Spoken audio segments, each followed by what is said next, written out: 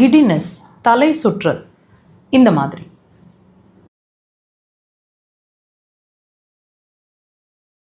இந்த மாதிரி தலை சுற்றல் உங்களுக்கு ஏற்பட்டுட்ருக்கா? அதாவது பர்டிகுலராக பேஷண்ட்ஸ் எப்படி சொல்லுவாங்கன்னா, கீழே உட்காந்து எந்திரிக்கும் போது ஒரு செகண்ட் தள்ளுற மாதிரி இருக்குது, கண் இருட்டுற மாதிரி இருக்குது, படுத்து எந்திரிக்கும் போது தள்ளுற மாதிரி இருக்குது, ஒரு செகண்ட் வந்து அப்படி ஒரு மாதிரி இருட்டு கட்டுற மாதிரி இருக்குது, இந்த மாதிரி நடக்கும்போது தள்ளுற மாதிரி இருக்குது, காலை வந்து மடித்து ஒரு மாடிப்படி ரெண்டு ஸ்டெப் 3 ஸ்டெப் சேர்ந்தாப்பில் ஏறிட்டோன்னு சொன்னால் தள்ளுற மாதிரி இருக்குது. இதெல்லாம் வந்து பேஷண்ட்ஸ் வந்து அந்த கிடினஸை இந்த மாதிரி சுச்சுவேஷன்ஸில் ஃபீல் பண்ணுவாங்க. இந்த சுச்சுவேஷனில் நீங்கள் இருக்கீங்க அப்படின்னா இது என்ன பிரச்சனையோட அறிகுறி? உடம்பு ஏன் திரும்ப திரும்ப இந்த விஷயத்தை நமக்கு சொல்லிகிட்டே இருக்குது?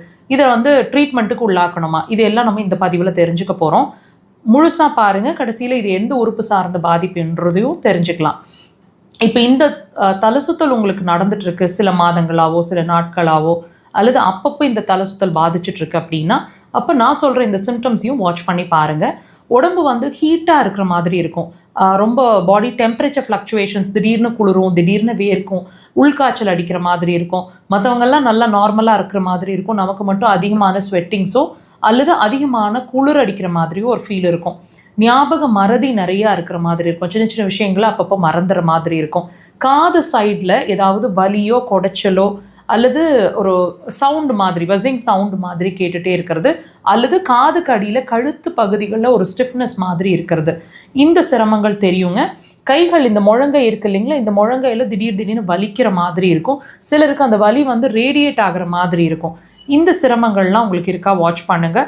தலை மட்டும் தனியாக சூடாகிற மாதிரி இருக்கிறது, உடம்பு மட்டும் தனியாக ஹீட்டாக இருக்கிற மாதிரி இருக்கிறது, இந்த மாதிரி விஷயங்கள் எல்லாம் தெரிஞ்சிட்டே இருக்கும். தயவுசெய்து அந்த விஷயங்களை வாட்ச் பண்ணுங்கள்.